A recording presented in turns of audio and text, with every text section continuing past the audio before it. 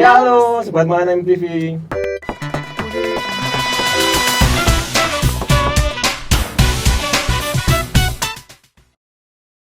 Sore ini saya dan Tere akan mencoba ada acara baru ya ini ya? Iya, benar banget. Namanya apa sih Tere untuk acara baru ini? APY. Anak, Papi, Yesus.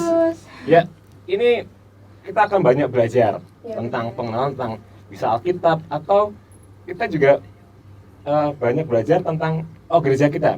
Pengenalan akan gereja kita tercinta, Gereja JKI Mahanaim. Iya, benar banget. Jadi nanti ada beberapa pertanyaan yang sudah disiapkan, beberapa dari question box yang sudah kami share di IG Story, dan beberapa dari jemaat.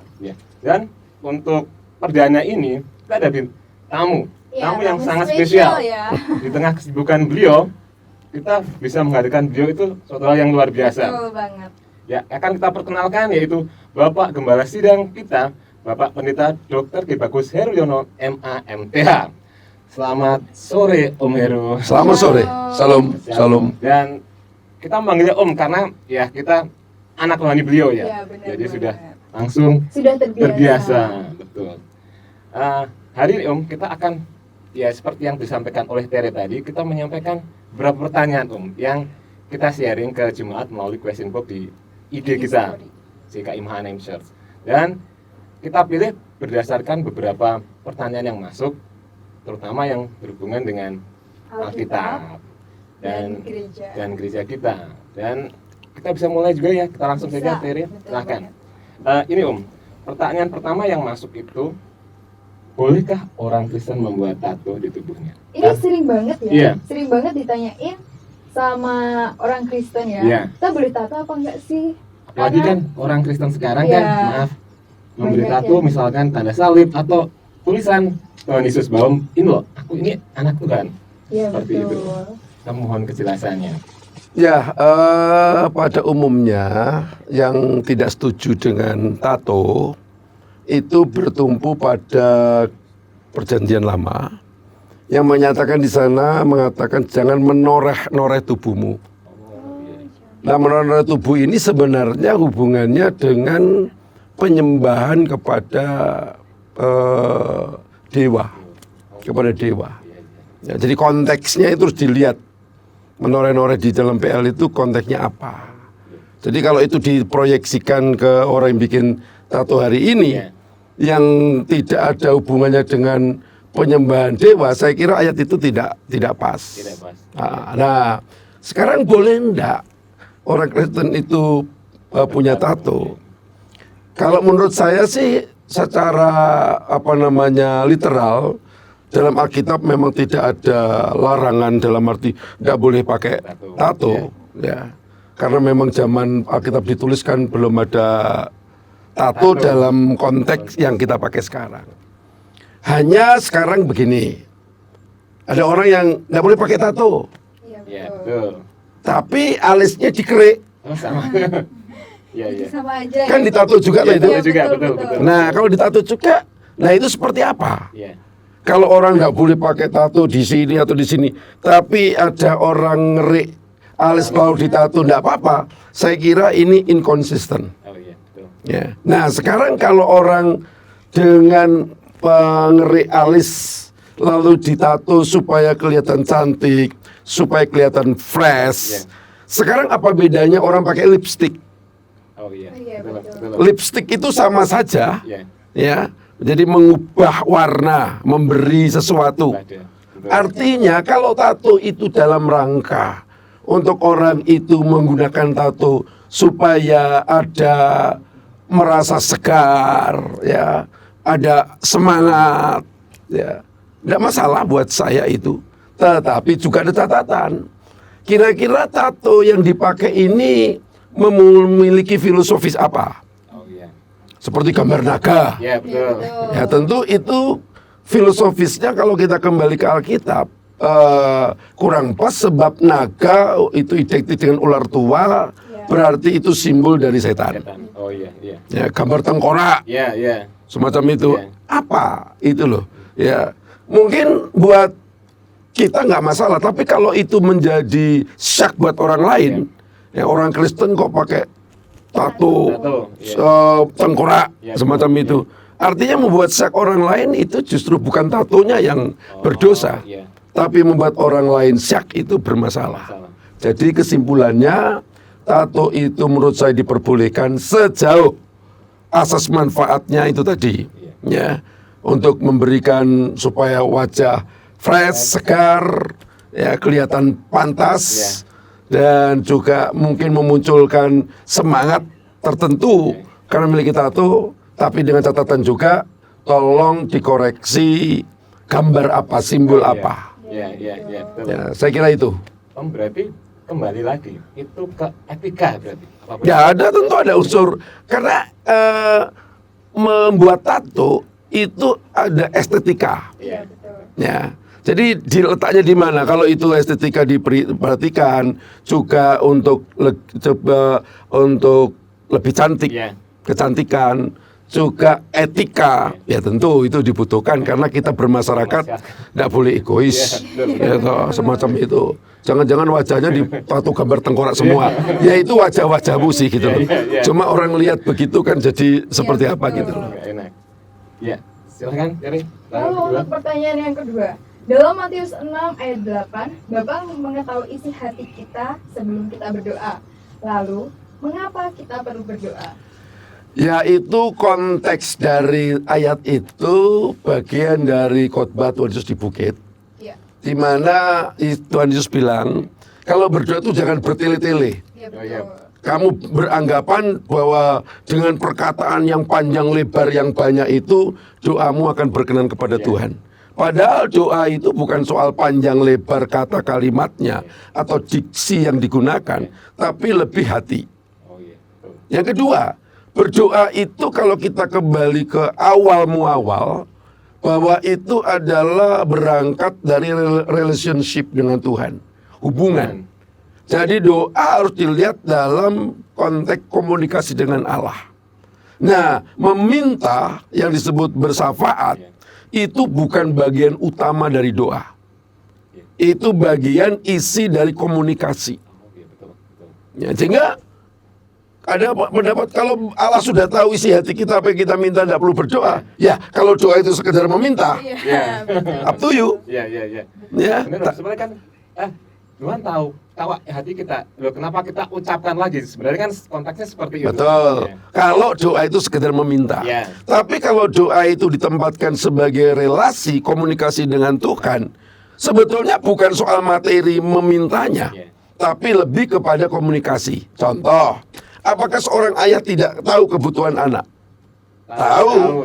Pasti tahu. Tapi orang tua membutuhkan anak itu ngomong sama papa. Iya. Artinya pada komunikasinya di sini. Iya, betul. Ya, itu. Jadi intinya doa itu biar kita tuh lebih dekat ya sama Ya. Tuhan, biar kita punya relasi Terdekat dengan Tuhan, betul, Teri. Satu contoh. Apakah Adam dan Hawa pernah berdoa? Oh iya. Iya. Tidak ada satu ayat pun yang menyatakan bahwa Adam dan Hawa tidak pernah berdoa. Iya. Tapi bukan berarti Adam dan Hawa tidak membangun relasi dengan Allah. Oh iya. Iya. Kalau lipat tangan tutup mata lalu mengucapkan doa Bapa kami, Adam dan Hawa tidak pernah. Betul. Tapi membangun relasi tidak pasti. Iya. Faktanya apa? Catatan Alkitab mengatakan waktu Adam di taman itu dan Allah berjalan Iya. dan Adam mendengar langkah Tuhan. Oh, berarti Mengenali langkah Tuhan itu lebih sulit daripada suara. Iya. Tapi kalau Adam bisa mendengar langkah Tuhan, berarti dia bergaul, Iya. karib dengan Tuhan. Nah, kita ini suara Tuhan aja nggak dengar, apalagi langkah Tuhan. Om, ini nyambung tadi Om sebenarnya. Kan ada orang berdoa akhirnya. Kalau saya diam, saya berdoa tapi diam, saya tidak mengucapkan apa-apa. Kan boleh-boleh saja dong. Karena Tuhan tahu hati kita. Tergantung. Kalau kita itu doa diam karena supaya tidak dilihat sebagai orang Kristen, salah. Oh. Karena ada orang mau makan di tempat umum, Iya, betul dia. kelihatan, wah kok saya mau doa, Tuhan tahu isi hatiku. Iya, betul.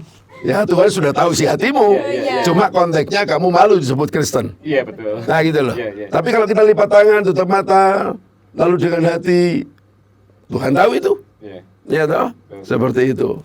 Jadi tergantung motivasi apa. Oh iya. Oh jadi gini Om, ada lagi. berhubungan dengan doa tadi. Katanya kalau doa di dalam hati itu sama dengan itu kita itu doa sama setan. Katanya kita tuh ngomong-ngomong sama setan. Oh, Ya, yes. jadi adik saya itu sering doa di dalam hati gitu. Iya. Terus sama mama itu dibilangin kalau doa itu agak bersuara gitu loh. Nanti dikiranya tuh berkomunikasi sama setan. Apakah itu betul? Om, sekarang kembali ke konteks kalau doa bersuara. Apa bedanya kita dengan orang Farsi yang doanya juga keras kan Om? Berbeda, orang Farisi itu berdoa di pinggir jalan, di Iya. tikungan-tikungan, supaya dilihat orang sebagai orang yang soleh. Iya. Artinya membutuhkan penilaian orang. Oh iya. Tapi kalau kita berdoa itu tidak membutuhkan penilaian orang, bersuara nggak ada persoalan. Oh iya. Mau berdoa di tikungan jalan nggak masalah, bukan di tikungan jalannya yang salah, tapi motivasi untuk mendapat pujian dari orang itu. Jadi doa dalam hati boleh, dan tidak ada apa namanya ayat yang mengatakan doa dalam hati itu berbicara dengan setan. Tidak. Sebab itu ayat tadi mengatakan sebelum kamu berdoa meminta Tuhan isi tahu isi hatimu kok. Oh iya, betul. Berarti kan tidak berarti dengan setan. Iya. Karena ngomong begini pun bisa dengan setan Oh loh. iya. Betul iya. Om, ini ada pertanyaan yang ketiga, ini pertanyaan ringan Om sebenarnya. Apakah di gereja kita ada baptis? Apakah di gereja kita ada baptis, dan kalaupun harus baptis harus menghubungi siapa? Oh, gini, baptis itu wajib karena itu perintah ya. Betul. Jadi pergilah jadikan sekalian bangsa muridku, Matius 28 ya 19. Jadikan muridku dan barang siapa percaya baptiskanlah. Nah, kalau di gereja ya hubungi aja pendeta ataupun para pelayan, di gereja banyak pendeta kok. Iya, banyak. Ya, Om. atau para pelayan siapa saja, Pak, saya mau baptis. Nanti akan dikasih formulir dan diisi dan Oke. Ya. Itu Sobat Manem TV. Kan kemarin ada pertanyaan masuk ya, Tiri, bahwa Iya. aku mau baptis, tapi aku nggak tahu caranya gimana. Iya. Nah, dengan jawaban dari Om Heru ini, siapa saja bisa datang menghubungi, nanti akhirnya dihubungkan untuk mendapatkan formulir. Nantinya bisa kita data untuk kita Mendaftar, baptis ya. bersama-sama gitu. Dan ada yang bertanya seperti ini Om. Baptis itu diadakan sebulan sekali atau seminggu sekali? ya tergantung. Kalau yang meminta itu seminggu sekali ada 5-10 orang, apa? Setiap minggu. Seminggu. Ya. Ya. Tapi kalau cuma 1-2 orang akan digabung aja supaya ngisi bak baptisannya itu ya terus sekali ngisi selesai. Ya, Seperti itu. Kecuali kalau mau baptis di sungai tiap hari boleh. Oh iya. Ya, ini Untuk pertanyaan yang selanjutnya, silahkan Tiri. Yang dimaksud kafir dalam iman Kristen adalah Kafir. ya kafir ini mungkin yang sering diucapkan juga oleh orang-orang di luar kita, disebutkan kepada kita. Iya, itu kan berbalik Om. Jadi kita menyebut mereka kafir, begitu juga nanti mereka menyebut kita Iya. kafir. Akhirnya konteks arti kafir itu rancu. Ya artinya bahwa kafir itu kalau kita lihat tadi definisi secara umum, Iya. ya toh, memberi stigmata menandai orang yang tidak sepaham, seagama, sekeyakinan dengan kita. Iya. Oh. Maka disebut kafir. Iya, iya. Itu kan secara umum sekarang Iya, begitu. betul, iya. Iya, betul. Ya toh, orang Islam menuduh orang Kristen kafir. Iya, betul. Orang kafir juga menuduh orang Kristen kafir. Iya, betul. Jadi sebenarnya ini kafir nuduh kafir. Iya. Iya. Yang terjadi seperti itu. Nah, karena akhirnya. kafir itu sendiri secara historis. Ya. Bahwa Abraham mendapatkan janji, Iya. dan itu merupakan covenant, perjanjian Abraham dengan Allah. Iya. Dan janji itu ditandai dengan sunat. Ya, Iya. betul. Nah, jadi orang yang tidak terikat dengan perjanjian Abraham yang ditandai dengan sunat itulah kafir. Kafir. Oh. Ya, dalam bahasa Alkitab menggunakan kata goyim, Iya. orang di luar Israel. Iya. Oh. Jadi sebenarnya secara historis orang goyim atau kafir, orang yang tidak memiliki darah Ibrani secara langsung. Jadi secara langsung. Iya. Iya. Tapi sekarang itu untuk menuduh orang lain yang tidak seagama dengan kita. Oh, iya. Jadi kalau saya kembalikan pada konteks historisnya, Semuanya kita ini kafir nuduh kafir. Iya, Ya, betul. betul. Tetapi jangan lupa, Ya. jangan lupa. Dalam kitab Galatia dikatakan bahwa kita ini tidak keturunan Abraham secara biologis. Iya, iya. Iya, betul. Tetapi oleh kematian Kristus, kita ini dihisapkan, dimasukkan menjadi keturunan Abraham. Iya. Oh, iya. Jadi kita bukan kafir. Iya. Loh kok bisa? Kenapa bisa? si Bejo itu bukan anaknya Sastro, bisa diadopsi Iya. kok. Bisa, Iya, betul, betul, betul, betul. betul. Nah, di sini letaknya bahwa kita tidak kafir karena kita keturunan Abraham. Berarti puji Tuhan ya Tir, kita bukan kafir karena Iya, kita kita punya bukan darah keturunan dari Abraham. Abraham. Ya, betul. Dan sekarang Om, ada pertanyaan lagi. Ini di saat pandemi seperti ini, bagaimana menjaga iman tetap teguh selama pandemi? Karena ada beberapa orang melemah imannya gara-gara pandemi ya.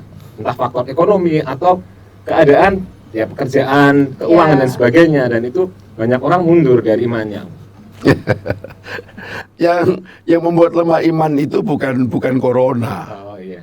Ya karena gobloknya orang itu. Ya. Kenapa saya katakan bodoh? Kenapa saya katakan bodoh? Ya, bahwa kita itu diberi kesempatan oleh Tuhan untuk membangun otot-otot spiritualitas kita. Oh, iya. Iya, betul. Tuhan Yesus berkata dalam Matius 4 ayat 4 bahwa manusia tidak saja hidup dari roti, Iya. dari makanan jasmani, tapi dari firman Allah. Iya. Kebenaran itu berjalan paralel. Iya, betul. Kalau tubuh jasmani butuh makanan supaya kuat, Iya. maka yang rohani juga butuh. Iya, betul. Sekarang kalau tiap hari rohaninya tidak diberi konsumsi asupan makanan firman Tuhan, penyembahan dan doa, ya, jangankan pandemi, Enggak pandemi pun Nggak juga. pandemi pasti karena pandemi Iya, pun iya, dia iya. juga akan lemah imannya. Iya, betul. Ya itu jadi jangan bicara soal pandemi jadi alasan, no, Iya. bukan itu. Ada banyak orang di tengah pandemi imannya kuat kok, Betul. Iya. Tambah semakin produktif semakin mereka. produksi Iya, semakin betul. kuat kok. Iya, karena kan sering di rumah juga Iya, ya. sering Jadi di kita rumah. punya waktu buat Nah, iya. Tuhan. Jadi Persoalannya di sini orang itu sering mengkambing hitamkan, Oh iya. mencari Ada- alasan iya. untuk EQC memaafkan dirinya sendiri, Iya. menyalahkan si corona. Iya. Ya, padahal dia sendiri. Ya, ada hari Minggu diberi kesempatan ke gereja. Iya. Ya, ada kelompok sel. Iya. Iya. Dia nggak pernah ikut. Iya. Iya. Lalu begitu ada pandemi imannya lemah, lalu menyalahkan corona. Apa nggak bodoh orang Iya, itu? Iya, betul banget. Gitu. Ya, tapi mereka kan ya secara nggak langsung ya akibat apa benar akibat tekanan keadaan yang membuat mereka akhirnya oh ini imanku melemah, keadaan ini aku ingin dilepaskan Tuhan tolong, tapi selama ini mereka nggak dapat jawaban. Akhirnya kenapa Tuhan ciptakan corona? Intinya akhirnya mereka mengarah ke situ. Kenapa Tuhan ciptakan corona? Iya. Kenapa Tuhan ciptakan tipes? Iya. Kenapa Tuhan ciptakan penyakit? Iya. Itu akan berputar seperti mana lebih dulu telur sama ayam. Oh, Oh, iya. Nah ini kan muter-muter. Padahal sudah jelas lah ayam lebih dulu daripada telur. iya. Karena Tuhan tidak menciptakan telur, tapi menciptakan ayam. Iya, Betul, betul, betul, betul, betul. betul. Jadi persoalannya itu sudah cukup jelas. Jadi kalau orang bertanya kenapa Tuhan ciptakan, bukan di situ, kembali ke Alkitab. Bahwa pada mulanya Allah menciptakan manusia itu sempurna. Iya. Ditaruh di taman Eden yang bagus, Iya. baik. Iya. Kan itu. Iya. Jadi Allah itu Allah yang berpikiran baik, merancang yang baik, Iya. tapi akibat dosalah semua manusia itu jatuh di dalam satu sistem yang rusak. Oh, iya, iya. Kenapa banjir? Oh Allah ngirim banjir. Enggak, Allah nggak ngirim banjir. Karena manusia serakah aja nebang pohon Iya. seenaknya dan tidak direhabilitasi. Lalu penyerapan air kurang, lalu banjir. Iya. Lalu nyalakan Tuhan. Oh, iya, betul. Jadi penyakit juga sama. Ya, jadi semua itu ada. Nggak usah bicara soal virus corona. Tubuh kita ini penuh bakteri. Oh, iya, betul, betul, Ya, betul banget. ada virus mungkin ada. Nah, tapi bagaimana kita mengelola kesehatan kita adalah penting. Iya. Ya, jadi di sini kita tidak bisa memotong begitu lalu menyalahkan Tuhan. Iya, betul. Tidak. Jadi memang kembali pihak manusianya lah Iya. yang artinya keluar dari rancangan Tuhan. Jadi menyeleweng. Iya.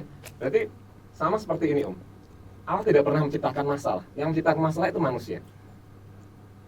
Ya benar, karena dari awal kan Tuhan menciptakan baik. Iya, Ya, betul. toh. Betul. Makanya tadi ada kalimat mengatakan bahwa Allah itu tidak mencobai melampaui kekuatan kita. Iya. Iya. Iya. Ya, toh. Tapi aku tuh tidak kuat. Kenapa ini Iya. terjadi? Ya tidak kuat karena hari ini 1 minggu, 1 bulan, 1 tahun yang lalu Tuhan beri kesempatan kepada kamu untuk menguatkan rohanimu. Iya. Karena Tuhan tahu nanti tahun depan kamu akan menghadapi masalah. Oh iya, betul. Tapi karena kamu tidak menguatkan hari ini, maka begitu di sana kamu tidak mampu. Lemah. Sama aja lah. Kamu dulu waktu kecil papamu mesti menyuruh tidak melampaui kekuatanmu. Oh iya. betul. Kalau kamu masih usia 4-5 tahun, paling suruh ngambil sendal. Iya. Nggak mungkin suruh angkat semen 1 sak. Iya, iya, iya, betul. Tapi begitu kamu sudah mahasiswa, makan 2 piring ototnya kuat, masa suruh ngambil sendal? Oh iya. Nah, jadi di sini maksud pengertian ayat tadi tidak dimaksudkan dalam bentuk pasif. Oh, Nah kalau Tuhan tidak melalui kekuatan, kita tidak usah ke gereja. Toh iman kita lemah, Tuhan berikan lemah juga. iya. Betul. Kan konyol itu. Iya, Iya, betul, betul. betul. Padahal persoalan tiap hari meningkat. Iya. Ya. Tapi itu akhirnya berkebalikan seperti ini Om.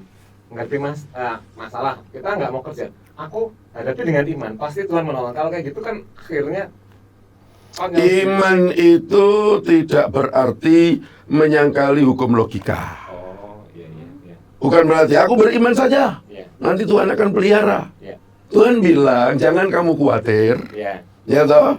Burung di udara Bapak pelihara. Oh iya, iya. Bukan burung di sarang loh ya. Oh iya, iya, di udara. Burung di udara itu artinya apa? Burung yang lagi terbang. Iya. Burung yang lagi usaha. Iya, Tuhan udah bilang burung di sarang. iya, Burung yang lagi duduk-duduk melamun buat puisi lalu dikasih makan. No. iya. Burung yang lagi terbang, Oh iya, betul. aktif, Iya, lalu berusaha. iya. Mujizat itu bicara soal iman. Oh iya. Tanggung jawab bicara logika. Iya, Tuhan membuat air anggur di Kana itu mujizat. iya. Tapi untuk air jadi anggur, orang harus mengisi tempayan dulu. Oh iya, di situ. Diisi dengan air, berapa tempayan isinya? Nimbah, diangkut. Iya. Nah, ngisi tempayan nggak mau bikin mujizat. Dari mana? Betul, betul, betul, betul. Ya, sekarang untuk Untuk pertanyaan yang berikutnya, apa maksud Alkitab mengenai mengasihi diri sendiri? Apakah itu artinya kita harus egois? Nah, gini. Mengasihi diri sendiri harus kita tempatkan dalam Matius 22 ayat 37 dan 39. Itu hukum yang terutama, hukum Iya, kasih. betul. Cintalah Tuhan Allahmu dengan segenap hatimu, kekuatanmu, ya akal budimu, lalu kasihlah sama manusia seperti dirimu sendiri. Jadi orang sulit untuk mengasihi sesama kalau tidak mengasihi diri sendiri. Oh iya. Ukurannya apa? Iya, betul. Kalau orang ini tidak pernah menghargai tubuhnya, Iya. dimasuki racun nikotin, Iya. ya dikasih alkohol, Oh iya. lalu bagaimana dia mau mengasihi orang? Iya. Oh dirinya sendiri dia rusak, Iya. tidak dia urus. Tapi kalau dia bisa merawat tubuhnya dengan baik, ya, Iya. itu loh, tidak membiarkan alkohol meracuni, tidak membiarkan nikotin meracuni. Iya. Pada saat orang meracuni tubuhnya, ada muncul belas kasihan nggak? Ada. Oh Iya, iya, betul. betul, betul Om. Ada. Oh, kamu kok gitu? Iya. Ya, kamu akan menderita karena dia disiplin. Iya. Coba kalau dia sendiri meracuni dia dengan alkohol dan nikotin, lalu melihat orang kena alkohol dan nikotin, dibilang, sama kamu dengan saya, kita senasib. Iya, iya. Lalu kasih dari mana? Iya.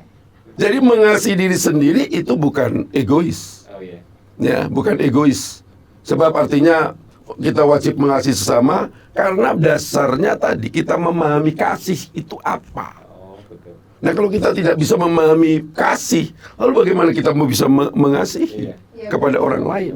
Tapi betul. akhirnya itu sebagai catatan buat manusia bahwa aku mengasihi diriku sendiri. Kalaupun aku nantinya aku sudah mampu, aku baru mengasihi orang lain. Dalam artian aku misalkan apapun misalkan aku punya, ya buat aku dulu. Aku menyenangkan hatiku sendiri, baru nanti buat orang lain. Kalau akhirnya menjadi merasa ini keuntungan suatu ayat yang membuat keuntungan buat aku, untuk aku nantinya memenuhi diriku sendiri, baru nanti aku baru bisa berbagi setelah aku cukup.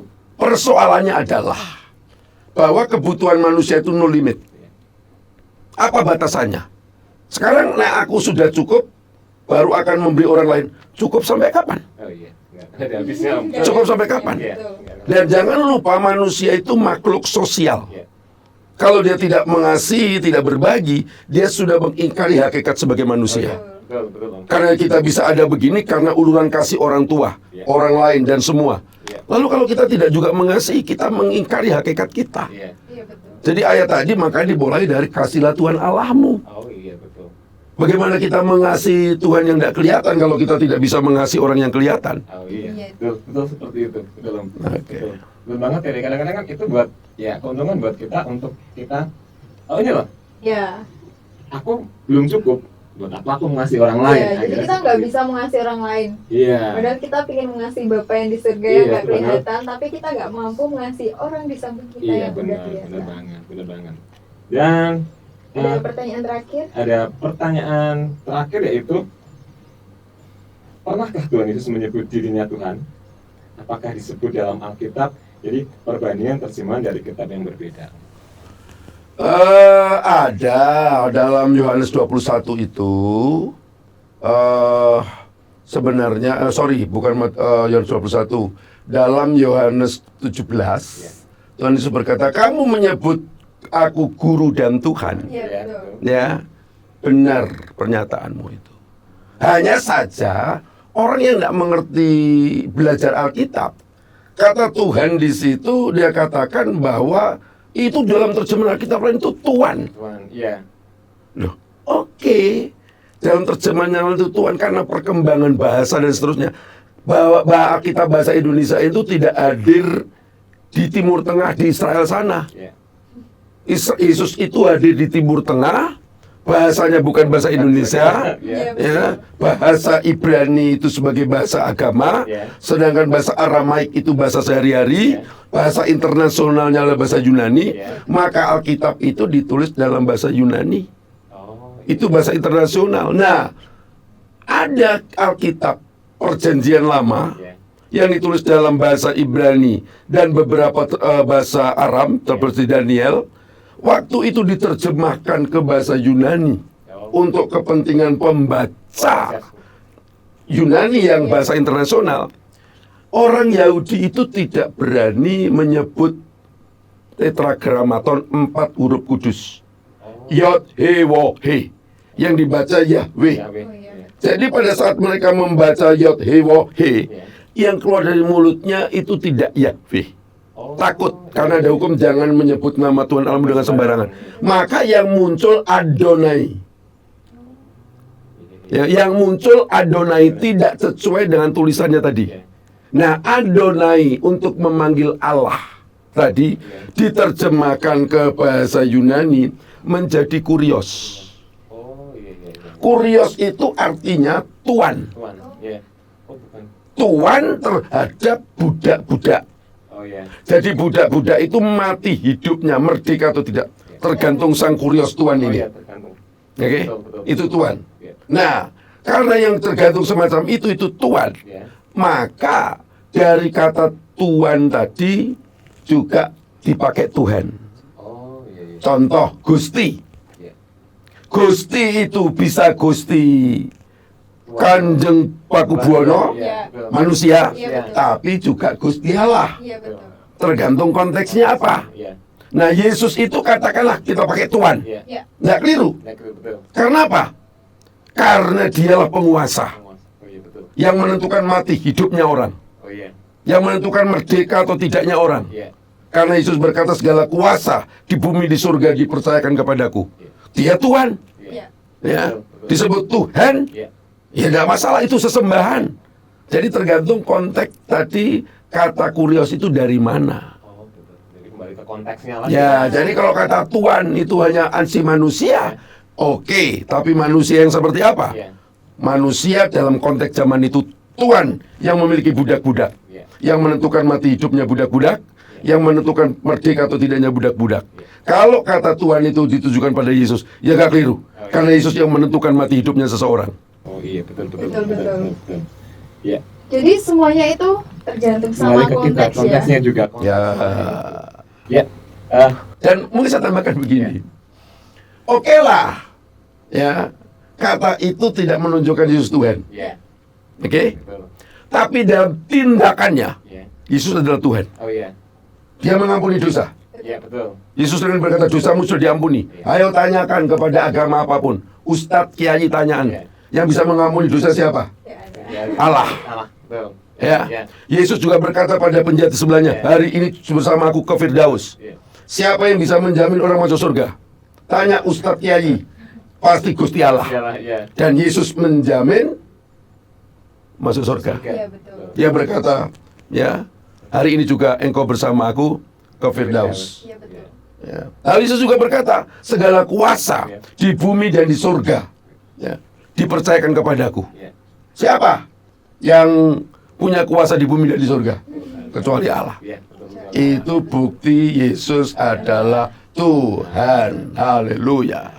Dan luar biasa ya, Tuhan kita ajaib ya, Tim. Iya, betul. Tuhan kita benar-benar luar biasa. Dan dari apa yang Bapak Gembala telah sampaikan tadi, kita lebih dapat pengenalan, oh Tuhan kita luar biasa, dan pengenalan akan Alkitab. Iya Kita akan betul. Kita lebih banyak lebih banyak memahami- lagi, betul Kita banget. lebih memahami konteks-konteks yang kadang itu di pikiran kita tuh muncul. Iya, Pertanyaan-pertanyaan sederhana kayak gini Betul. kan biasanya juga muncul. Yang membuat kadang iman kita tuh juga goyah, Goyah, betul karena banget. pertanyaan-pertanyaan ini. Iya, betul banget. Jadi Dan dari sini, oh kita Iya, kita semakin tahu. karena kita anak Papi Yesus. ya kita anak Memang gitu, Yesus. betul. Dan Meskipun Tuhan tidak pernah menyebutkan secara langsung bahwa Iya. dirinya adalah Allah, Allah, betul. tapi lewat tindakannya sudah membuktikan bahwa dirinya adalah Allah. Betul banget. Dan terima kasih untuk Bapak Gembala atas kehadirannya di Iya betul. acara Anak Papi Yesus ini di mana MTV luar biasa ya. Iya. Kita banyak mendapatkan hal yang nantinya bisa kita jadikan pegangan kita untuk kita, oh ini loh, seperti apa kita anak Tuhan itu seperti apa. Ini semakin menguatkan kita ya Iya. buat gak meninggalkan Papi Yesus. Betul banget. Ya. Terima kasih semua buat Sobat Manem TV yang telah bersama Anton dan Tere di Iya. Anak Papi Yesus. Kita akan bertemu kembali nanti di acara yang sama di Anak Papi Yesus. Stay safe, stay healthy, dan Tuhan Yesus memberkati.